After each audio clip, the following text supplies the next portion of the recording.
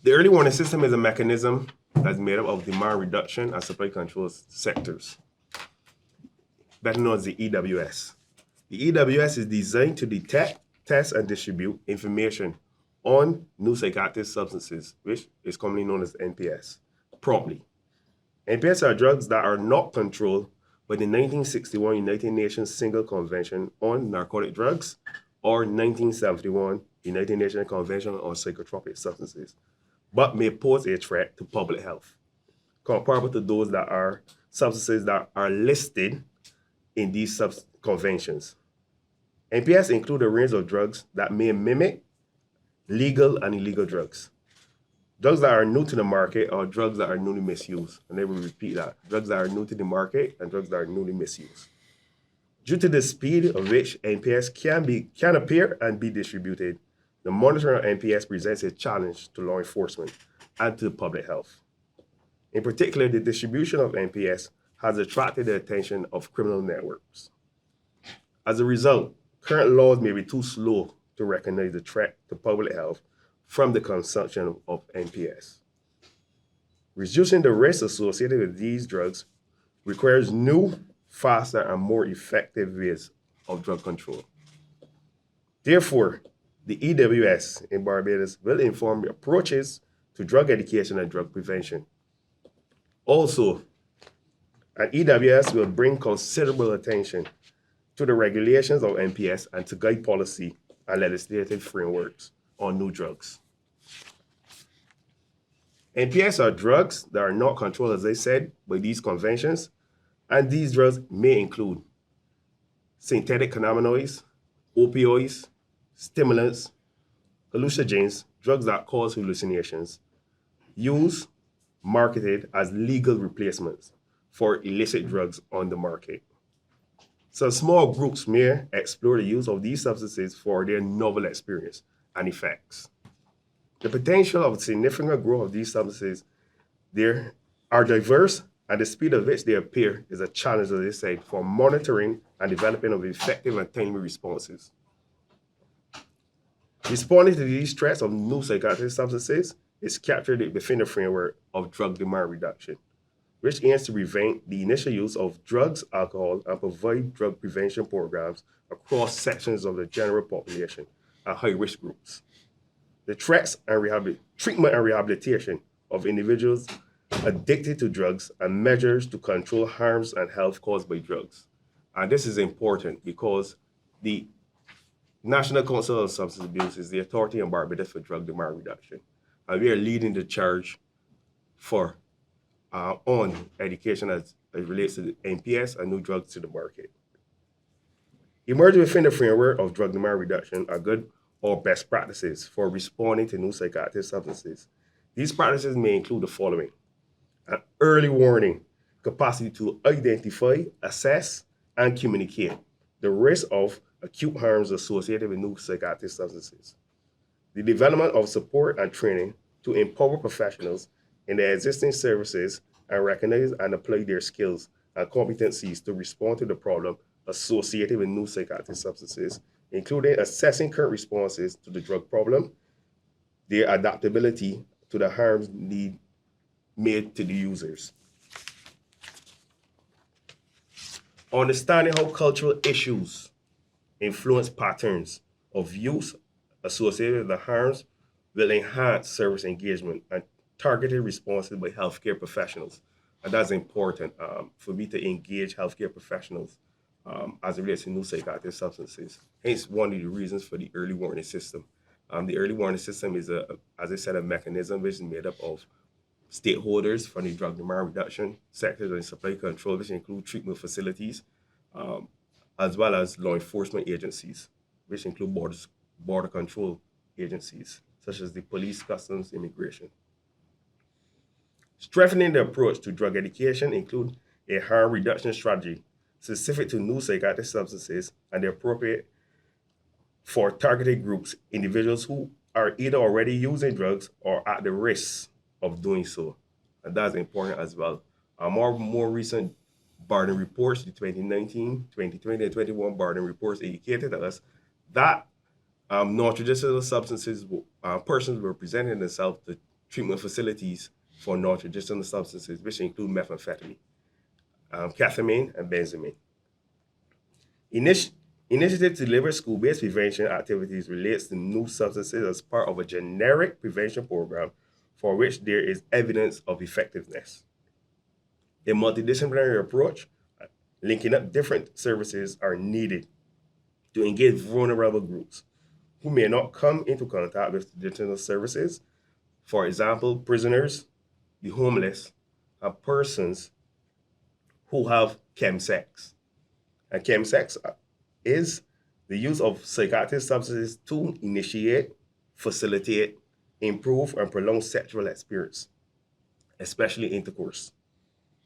Finally, the NCSA recognizes the need to evaluate responses to new substances to identify effective interventions that meet the diverse challenges of the use of NPS. And the reason we are here, let me get to that now after that big long speech. We have discovered that there's methamphetamine on island as a result of a test that was conducted by the Government Forensic Science Center. And this is a major concern to persons involved in the drug demand reduction fight. It is a serious threat to the public health and to national security from where we sit. So as a result, we decided that we would share information with you. And I must thank the Minister, the Honorable Wilfred Abraham, Minister of Home Affairs and Information, for agreeing at short notice to come and share this information with the public as a result of us engaging him and sharing the information with him. So I want to thank you, sir, for agreeing at short notice. With me, I have on the head table Ms. Cheryl Corbin. I'm the Director of the Government Forensic Science Center, Acting Superintendent Anthony Warner for the Barbados Police Service. He's attached to the Criminal Investigations Department, and Senior Registrar Dr. Ronald Chase at the Psychiatric Hospital. And I want to thank the Permanent Secretary, Ministry of Home Affairs, Ms. Marva Hollow. So thank you all for coming. And I now hand over the mic and the floor to Ms. Corbin, Director of the Government Forensic Science Center.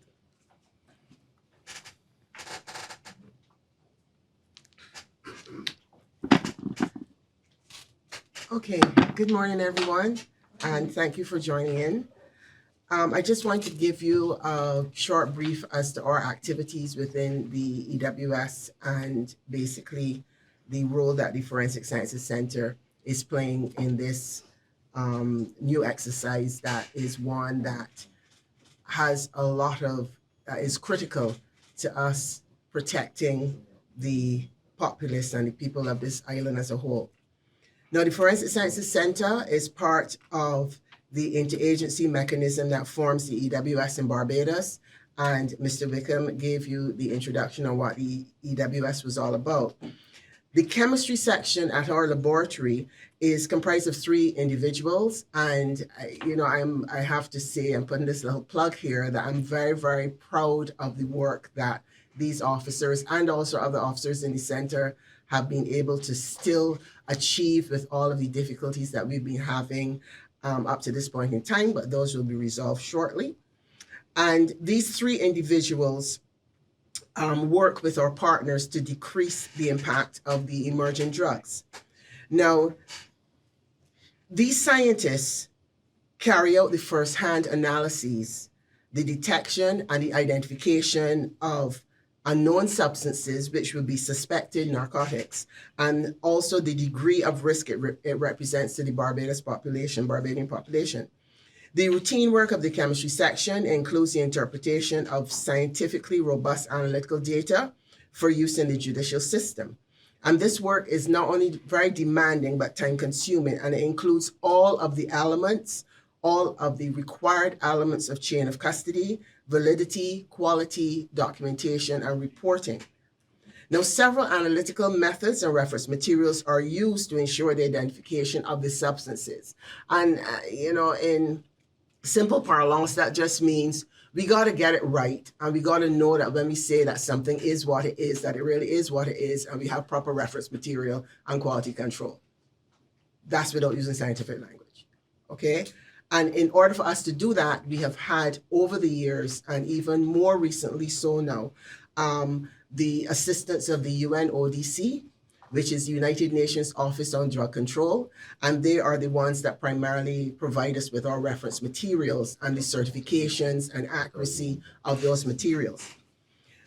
Now, our laboratory is on high alert, and we are on high alert for new substances which are identified for the first time in Barbados, on high alert when there are unusually high concentrations or a significant increase in the amount of a controlled substance that's being presented. And when we say presented, most of our submissions and our queries and requests are presented primarily by the Barbados Police Service, but we also do have submissions from the Customs Department, as well as other queries, whether they be medical-wise or private. And our alert also stands for when there are new, different, or harmful adulterants. And to just explain, when you have a tablet, the tablets are usually have fillers. So that if you have paracetamol and you have a tablet that says 500 milligrams, it is usually 500 milligrams of the paracetamol, and there is other filler in it so that the tablet can stay in the physical form in which is easy for packaging and transmission. What tends to happen with these illegal tablets that are on the market, the fillers that are used are not quality fillers. Sometimes the fillers can be very harmful to humans, and sometimes the fillers on their own can even be more toxic or just as toxic as the main drug that is within the tablet itself. So we not only have to identify the presence of the drug under question or under query, but we also make every attempt to identify what the fillers are so that we will know what you're looking at as far as an adulterant is concerned. We also look at changes in or unusual drug use patterns and new modes of administration. Going from swallowing a tablet, inhalation, injection, and a lot of that obviously depends on the social grouping that is utilizing the particular drug, and that information is shared quite easily between the police service and psychiatric hospital, the medical institutions, and we have a very good communication level and basis working that way. Unusual or new forms of the substance that are presented and the substances which pose specific health risks to law enforcement and first responders. Let me just say that again. It's important for us to identify those substances that pose potential risk to law enforcement and first responders. And I'll just take 60 seconds to emphasize that. If for any reason we find, say for instance, like fentanyl on our island, the first responders have to know how to deal with it, because fentanyl is very dangerous just from its touching your skin. So don't even talk about inhalation. So it is not a situation where, like, say, if the police service has to go and perform a warrant or a raid or something and they find a substance, they need to know how to deal with it. Sometimes the best way to deal with it is to leave it where it is until the first responders come in, who are the ones that are trained with the hazmat, etc., for a situation like that. Now, you're only going to know if something like this is out there on the circulating on the island if we get a submission, we do our testing, and then we can say, well, yes, this is what it is. We immediately inform the EWS, and they will then put out the alert and the protocols that need to be conducted by the particular agencies who have to be involved with the seizure. Okay. Now, our team's role in the EWS is to assist in the protection of the public from harm.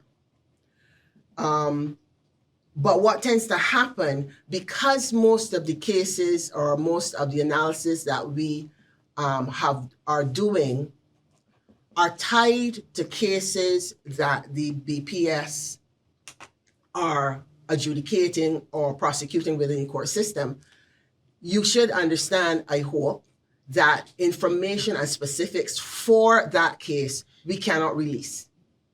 But one thing that we can do is that once we identify what is in play, we can give the alert to the system, the ministry and everybody else will be involved, and they will know, well, yes, okay, this is here, be aware of it. And that will hopefully not have any legal ramifications, negatively or otherwise, to the specific case, because we're not giving specifics for the case. Okay?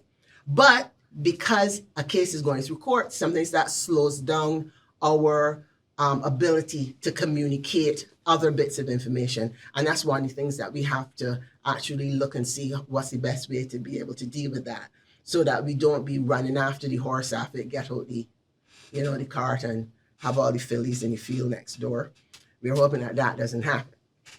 So the information that we provide helps the healthcare professionals assist in addressing the potential harm, as like for instance with methamphetamine individuals who can be violent, coming from paranoia, and can also result in homicidal tendencies or suicidal tendencies. So again, you understand it is a team effort, because once we identify something, this information, and I'm saying this because it is Dr. Chase that's at the table, we can easily pass that information to the psychiatric hospital, and then we can then see how we're going to move forward with that. And also the reverse, if they're starting to see the presentation of certain psychological or physical actions from a patient, there now lies the opportunity to be able to say, well, okay, this is similar or akin to if they were doing X, Y, and Z, because there's a good possibility that even the metabolite of the drug, after they've ingested it, we will not necessarily pick it up in the blood or urine. So yes, because we also do toxicology as well. So it is important to also relay the information, the medical observations as they're presented to them. Right, there are other agencies that we are involved in, inclusive of in the private sector and the stakeholders, and they also have to be part of the monitoring system as well. Our investigators further monitor, reduce the supply and tackle possible criminal activities, and we are aware of possible occupational exposure risks, as I mentioned earlier, with like when the police service has to go in and confront a particular situation. And there is another element that may almost seem a little bit controversial. Just don't take me out of context, please. I am not encouraging illegal drug use. I am not. However, we have to face reality, and we do have persons out there who are addicted or who are using certain types of substances, okay? What is important is that if we know there are certain things on the street, tablet form, liquid form, powder form, and we know what is within those tablets, if we are able to identify that there's something excessively harmful within that tablet, we need to be able to communicate that within the system very quickly. Now, some people could say, well, hey, we'd be in quality control for the drug users. That's not really true, kind of, sort of. But it's just saying that we're trying to keep those persons who have, until they can get to another point in their journey, we're trying to keep them as healthy and above ground as possible, because that takes a lot of strain off of our healthcare system.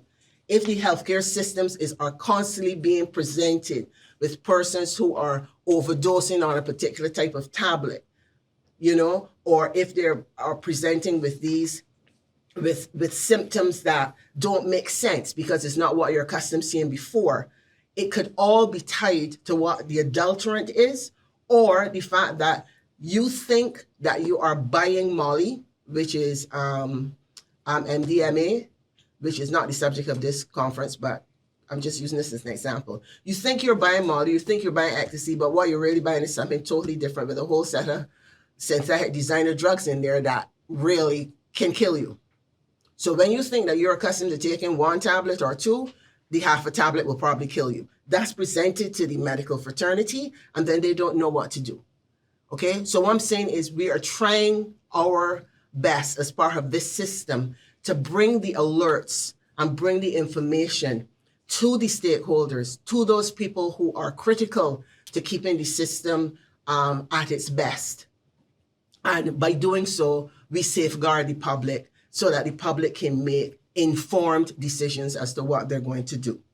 Now, in closing, just to confirm, because we are speaking about methamphetamine, we have had our first case confirmation of the presence of methamphetamine on the island in 2022, in late 2022. So there are no bones about it. It is here. We have confirmed it, okay? But just having the occurrence of one confirmation is more than enough for concern.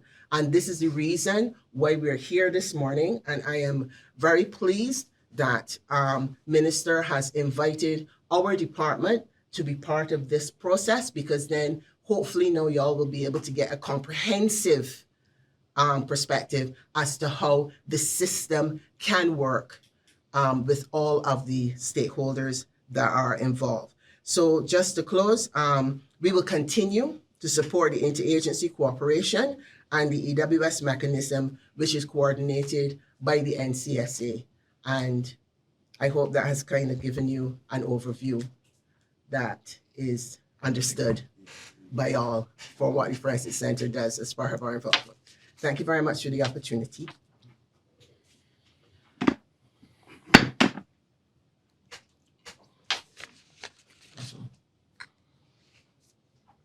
This mic is who? Okay. All right. Morning, everyone. Morning. I just want to, well, the panel, I guess, was already introduced. And it is critical for this particular press conference that all the relevant agencies and departments are represented. And I am glad to see as many of the press here as I see today, because this is very serious. So I want to start by thanking the National Council on Substance Abuse and the members of the Early Warning System, the EWS. It is with great concern that we are holding this press briefing. For too long, we've been sharing anecdotal stories on the types of drugs which potentially exist on island.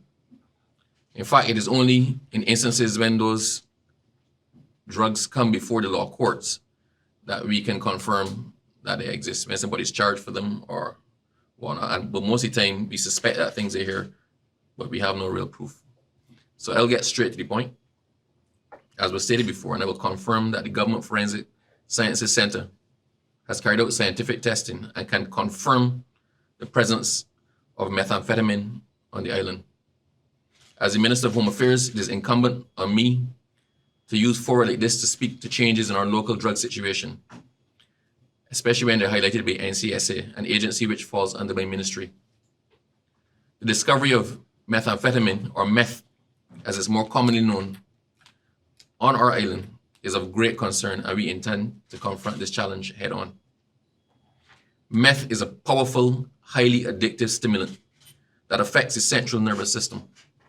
It takes the form of a white, odorless, bitter-tasting crystalline powder that easily dissolves in water or in alcohol. Meth is extremely harmful, and it goes without saying that meth is illegal in Barbados. This highly addictive stimulant is a direct threat to both the health of all Barbadians and to safety in our communities.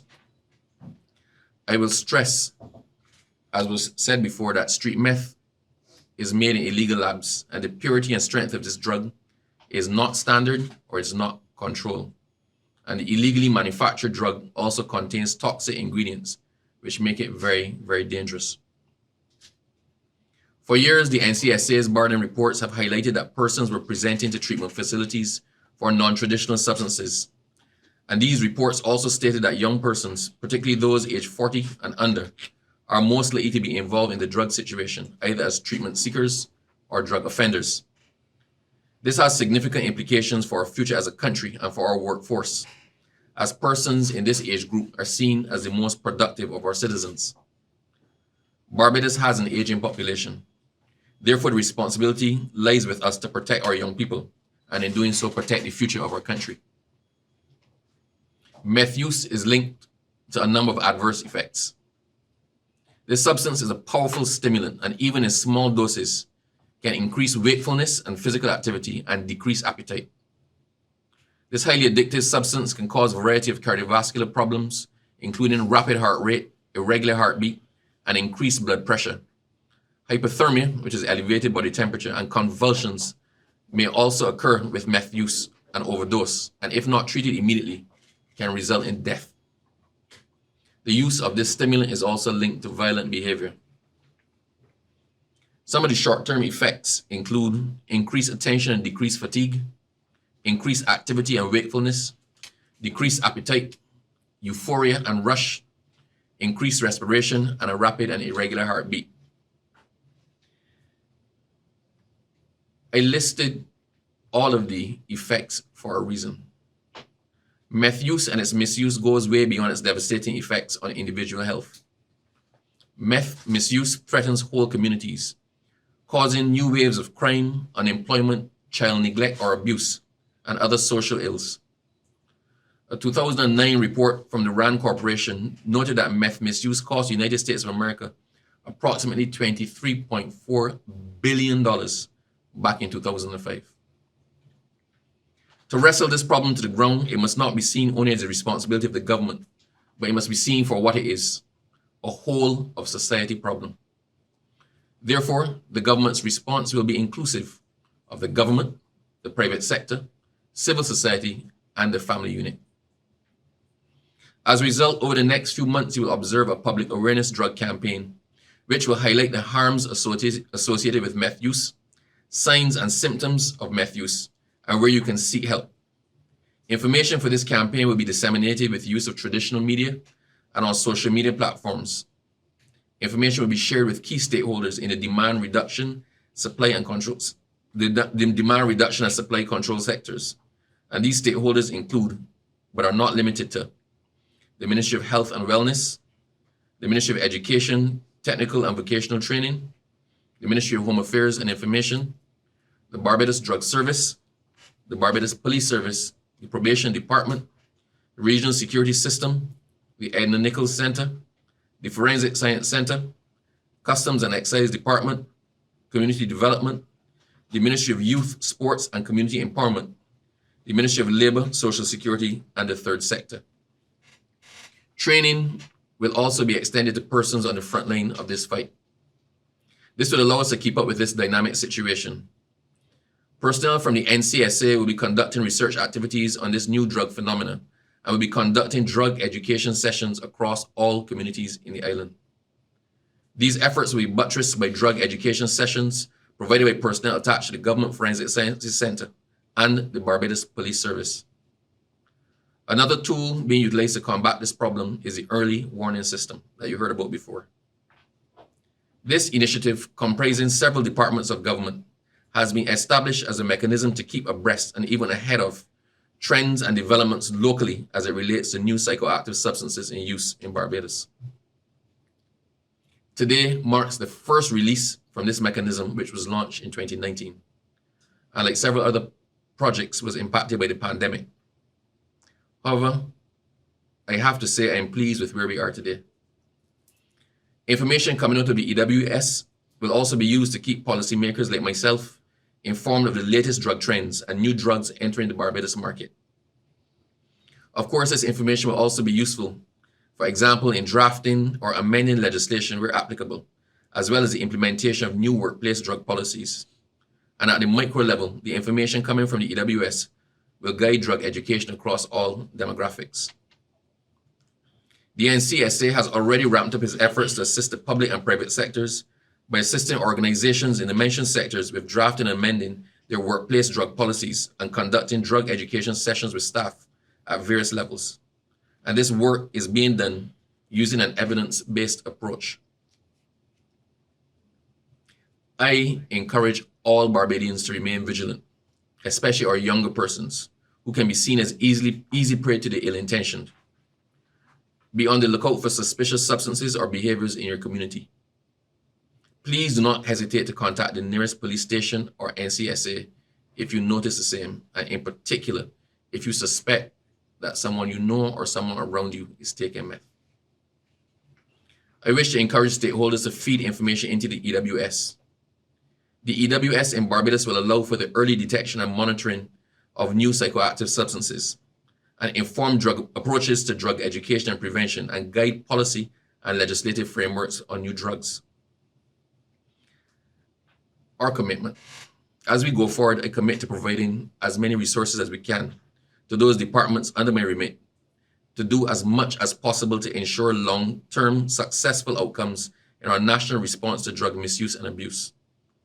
I challenge the NCSA and key stakeholders in the demand reduction and supply control sectors to make our young people a priority, to safeguard our workforce and the future of our society as we endeavor to build a stronger Barbados.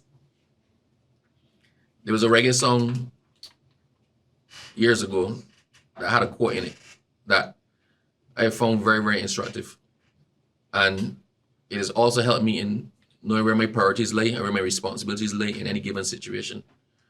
I knew it as part of a reggae song, but I discovered it from Ezekiel 33, verse 6. And the actual pure Ezekiel is very ominous, but you know what? This is a serious situation, so I'll give you that first. It says, if the watchman sees the sword and blows not the trumpet, and the people be not warned, if the sword comes and takes any person from among them, he is taken away for his sins, but his blood will require at the watchman's hand. The other version, which I first learned, said, if the watchman sights the danger and bloweth not the trumpet, what happens to the city will be on the watchman's shoulders. You have been warned.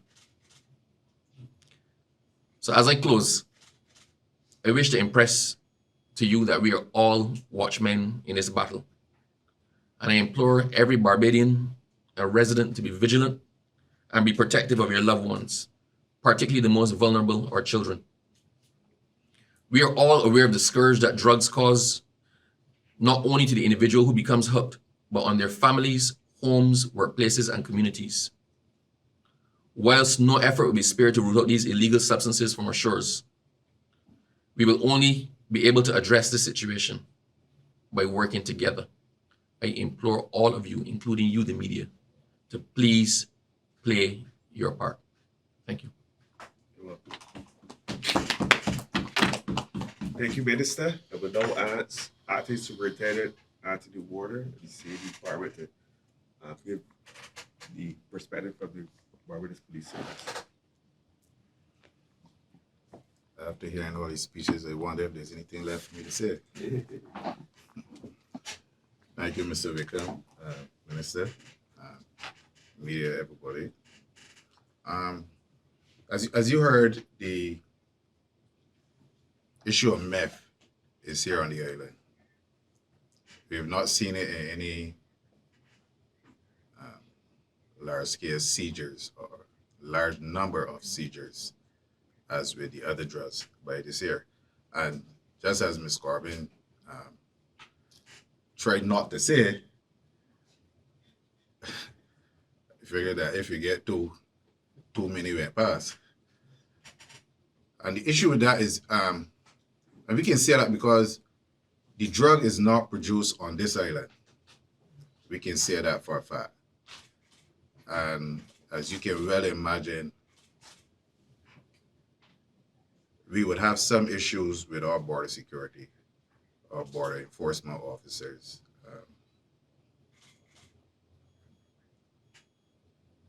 Without saying, I would say that there's some challenges in that regard. But notwithstanding, we're doing our best to see if we can identify the sources, the routes, and the trends that people would employ in trying to get these drugs into Barbados. And in so doing, we form partnerships with law enforcement agencies internationally, because that's where the information is saying that these drugs are originating from. Only on or about the 15th of this month in San Juan, a quantity of CMF was intercepted coming from Canada to Barbados. And that all has to do with the relationships that we, as a country, and not the Barbados Police Service, as a country, formed with those other countries and trying to deal with these issues that we are facing. Right? We are continuing all of our policing initiatives to deal with all types of illegal drugs entering Barbados, entering and leaving. And I say leaving, especially for meth, because Barbados will be seen as a transshipment point to move from the source country direct to these other countries might be challenging, but if seen coming through the small islands, that might not be the case. So Barbados will be used as a transshipment point to traffic these drugs to the real intended destination. And because of that, some will be left here. So in that regard, we're continuing to build those partnerships as the minister with stakeholders, partners, law enforcement officers, locally, regionally, internationally, and revenue policing officers, if we can have a conversation with that, whose interests might not be as heightened as the police service own with the border security issues, challenges that I might have alluded to. Here's in Mike. Okay. But notwithstanding, like the minister said, we serve two roles. With the early warning system, we will be part of the education part. So far this year, we have conducted some lectures, primary, secondary, and the most recent was at the University of West Indies about drugs. And then we have the enforcement part, which is the strong arm part. And you can imagine the challenge that we would have as the police service serving in both roles, the social aspect and then the strong arm sort of pushback that we might get. But I don't think that deters us. We continue with our fight and hope, and truly hope that we are making a difference in the fight, removing, reducing drugs from the face of Barbados. And as the minister said, you, the press, you have a role. You have a role. And I see me smile, got some things jump through my head that I shouldn't say, so I fight back then. You, the press, have a role to play in the education too. And take away some of the hype, probably, when we have these seizures or these occasions or these cases, I think that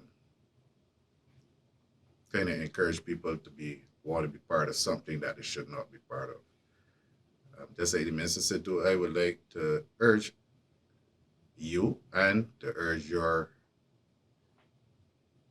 clients, your readers, if they have any information, regardless of how small or insignificant you might think that information is, it might be the one piece that we need to fit into a bigger picture to solve the problem that we have.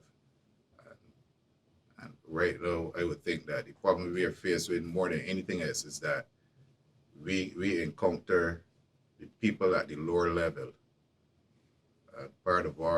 One of our initiatives is not to stop there, but to continue to get to those at the top. Tip of the spear, the head of the snake, those are the persons that we will really want to see before the court being prosecuted for these trafficking offenses. So I urge you to urge the public, any information that they might have, call us, give it to us. If you don't see any immediate response. Don't think that we have disregarded you. It's just that we are working the information into probably a bigger picture or developing it into a bigger picture. So with that in mind, I would want to thank the NCSA, correct, for including the Barbados Police Service in this early part, the early warning system of it. I think the minister also alluded to the age of our population, and if we allow our young people to fall victims of these highly addictive drugs, then we probably won't have any society in the national insurance later on. So we as these agencies, we really have a duty to get the word out there as the police service, to have some sort of intervention to address these problems that face in this country. Thank you. Okay, thank you, Lieutenant Warren. In closing, I would like Senior Registrar Dr. Chase speak to the impact of the Okay, sir. Sorry. Okay, fine. In closing, I will allow Dr. Chase, Senior Registrar of the Psychiatric Hospital, to speak to the health impacts of meth use on Island. Dr. Chase? Good morning, everyone. Good morning. As we've heard from this morning, they have confirmed the presence of methamphetamines, commonly known as meth, in the island.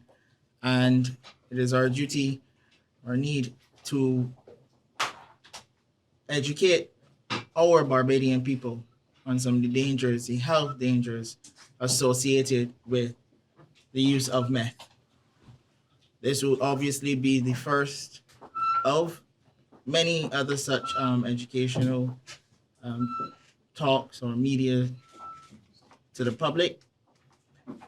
And let me start to say, as was said before, methamphetamine is a white, odorless, bitter tasting powder. It is dissolved easily in water or alcohol.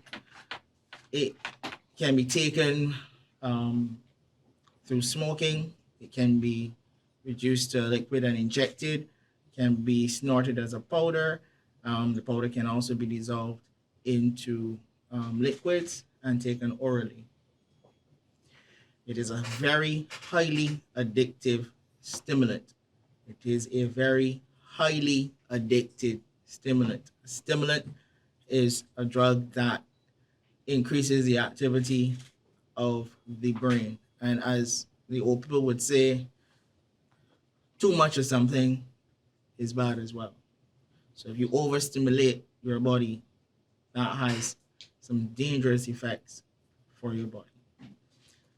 The tolerance and dependence on the drug happens very quickly, quicker than most other drugs, because it leads to the person not being able to experience the pleasure that they want to experience unless they start to increase the dose of meth being used. As was mentioned before, some of the acute effects of using meth would be profuse sweating, fast heart rate, headaches, tremors of the hands and limbs, any increase in body temperature, and increase in libido. These drugs are usually used as in recreational use. So the increase in libido, the disinhibition from the use of the drug causes a lot of disinhibition of behaviors, particularly sexual behaviors. And therefore, there's always a concern and association with the use of meth and the increase in the spread of the HIV virus through to unsafe sexual practices. Most drugs that you take will have effects on many systems in the body. Meth kind of speeds along some of that effects, negative effects on the body. For example, it can be very toxic to the heart. So there is an increased risk of strokes, an increased risk of bleeding into the brain. it affects the brain by increasing strokes, bleeding into the brain. It affects the heart by changing the rhythm at which the heart beats. So usually it speeds up the heart rate. It increases the rate of heart attacks or the risk of having a heart attack. And it also can increase the size of the heart. And once your heart size has increased, it reduces the ability of your heart to pump blood effectively around your body. And you can go into what we call heart failure, where the blood is not adequately supplying all your organ systems. And I wouldn't have to say that can lead to death. Strokes leads to a lot of disability. It can leave you unable to walk, unable to work. And obviously this is a concern because the most persons that use meth internationally worldwide is our youth. And as was said earlier, that is a concern. There are some psychological effects that happens as well, apart from the happy feeling we call euphoria. Persons become restless, become very anxious. Sometimes you may become very irritable, confused, and aggressive. And sometimes in this confusion and aggression, violence can occur. It can induce a psychotic disorder or even mood disorders. When I say psychotic disorders, I mean it causes you to see things that are not there, believe things are happening that are not happening, so you may become very paranoid. And the danger with that is if you act on some of these perceptions, false perceptions, then it leads to danger and sometimes violence. And hence the strong association or the association with drug use and violence. There is an increase in suicide risk. Internationally, they have found that a significant number of deaths from persons using meth is not from overdose, but actually from suicide. With all drugs of recreation, we like to mix our stuff. So previously, with alcohol, we would mix it with some other caffeinated drinks. I don't want to give any free advertisement. And those effects, that combination usually allows person to take more of the drug, which is dangerous. So taking meth, which is a stimulant, stimulating your body, your brain, and everything in your body, and then you mix that with alcohol, which is a depressant, you don't feel the effects of the stimulant as much, so you take more. And you ingest more than you should, and that leads to toxicity, death. People mix it with cocaine. Well, you have cocaine is also a stimulant drug. Mix two stimulant drugs together, you get an explosion. So if both drugs cause your heart rate to go up, cause you to have an increased risk of a stroke or a heart attack, using them together does what? Amplifies the effects of both. Increase your risk of death, sudden death, let me put it that way.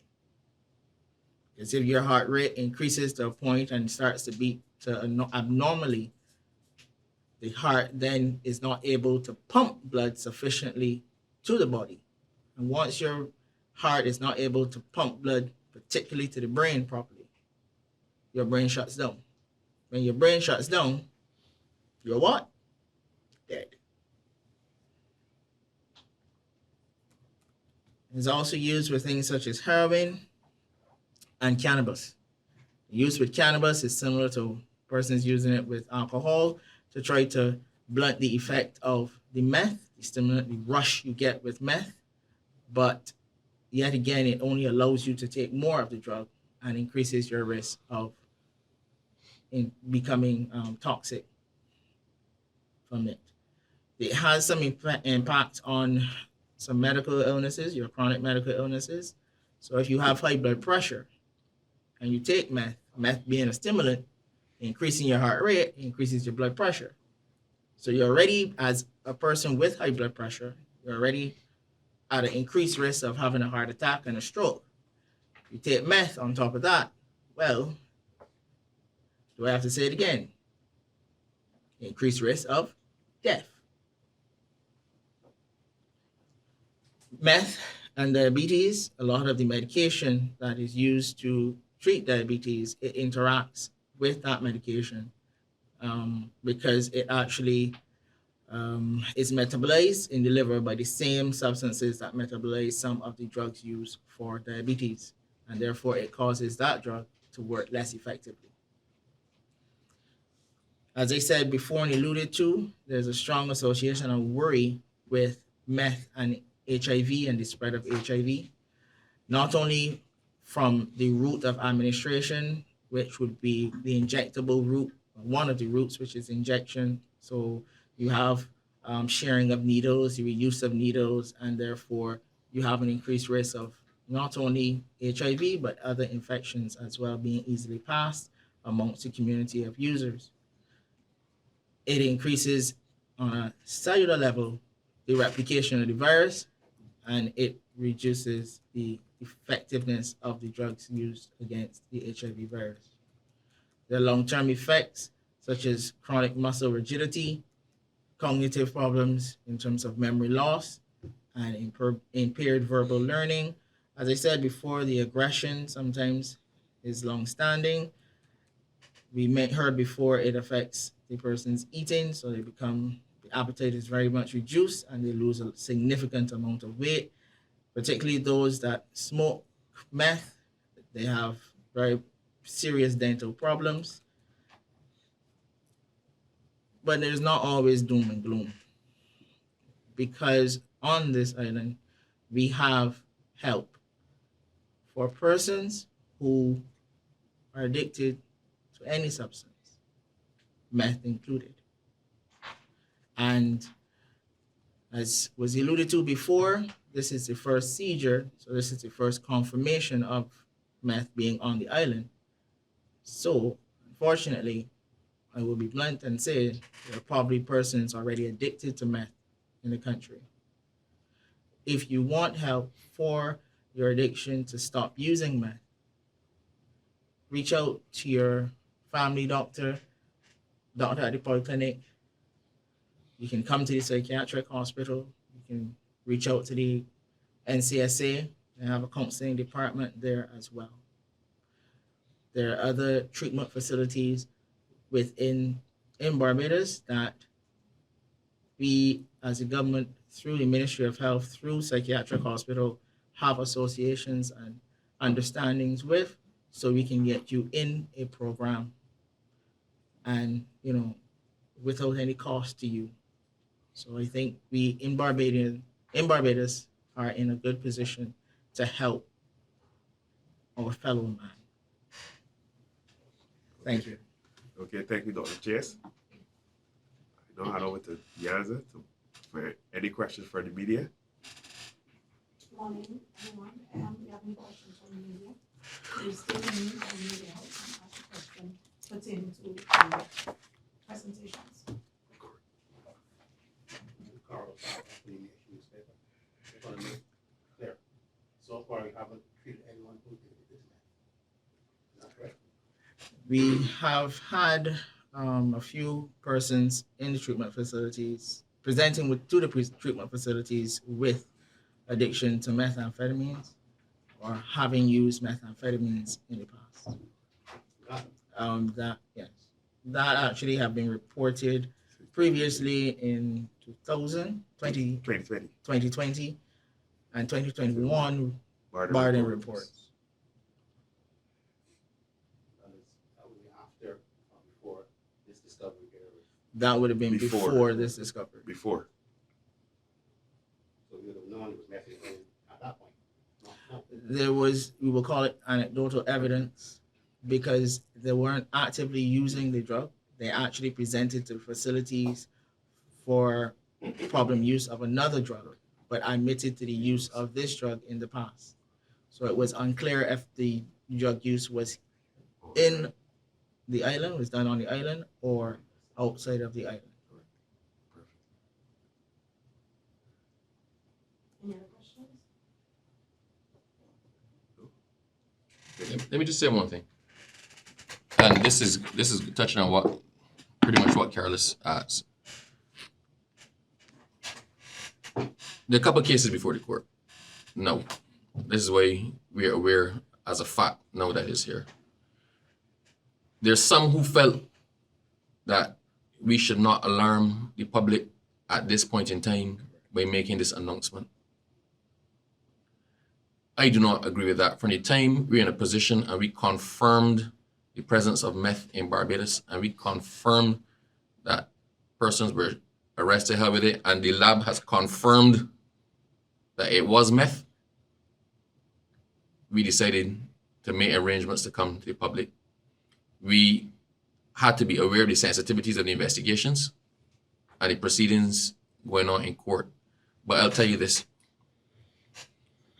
I do not, as the Minister for Home Affairs and as the minister under whose ministry and portfolio the NCSA falls, intend to cover up anything in relation to the presence of any drug in Barbados. From the time we know and it is confirmed, we are going to tell you. Why, you may ask? And for all those who are going to call this alarmist, the public needs to know upfront what to look out for. If your child is acting strangely, or your boyfriend or your husband or whoever is acting strangely, you must be able to start to identify or have some suspicion or investigate what is going on. People who come and people need to not be afraid to come forward for assistance. It is not the habit of the police to arrest persons who seek assistance or treatment. So somebody coming into the psychiatric hospital or going to a doctor to try to get assistance for treatment with a meth addiction is not going to be arrested for possession of meth. If the police hold you with it, that's a different story. If you walk in of your own steam trying to get assistance, they're not going to arrest you because that's counterproductive. Then nobody's going to come forward. This is serious. All who watch Breaking Bad, I mean, there's sufficient enough programs on TV that we would have seen the dramatic effects of meth addiction.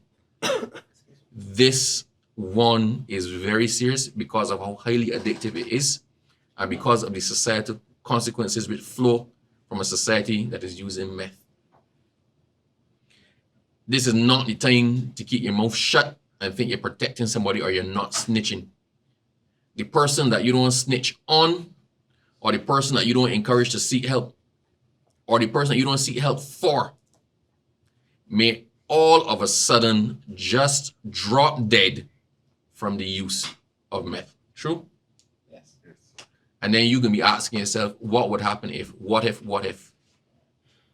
We are going to, over the next couple of weeks and months, be providing you through the Ministry of Information, through JS, through Public Affairs, through all avenues, with all relevant information on meth use, what it looks like, what the symptoms look like, what people who are taking it, how they present, so that the public of Barbados, if nothing else we do over the next couple of months, is going to be aware of what somebody who is taking meth looks like and presents with, to enable you to be able to identify it. As I said during my initial address, in this fight, we are all the watchmen. In this fight, we have a responsibility to our young people and to Barbados to nip this one in the bud. This must not be allowed to get a foothold and then run rampant across our landscape. I'm once again asking the press, work with us. When we have the information to put out, work with us on doing it. I'm asking the people who are watching, work with us. If you see something, say something. I'm asking the young people who are discovering themselves and trying out things, leave this one alone. It will end badly for you. I cannot say that any more clearly than that. this is not one that you need to try to figure out it doesn't work for you. We're telling you up front, and we will share with you and show you pictorial evidence of why you should just leave this one. Don't say it and leave it. Don't say it at all. Just leave it out. So we all have to work together on this. And we came to you as soon as we could with as much information as we could to say it is definitely here. What happens next is up to all of us. All right, thank you. Thank you, sir. Thank you. Thank you, everyone.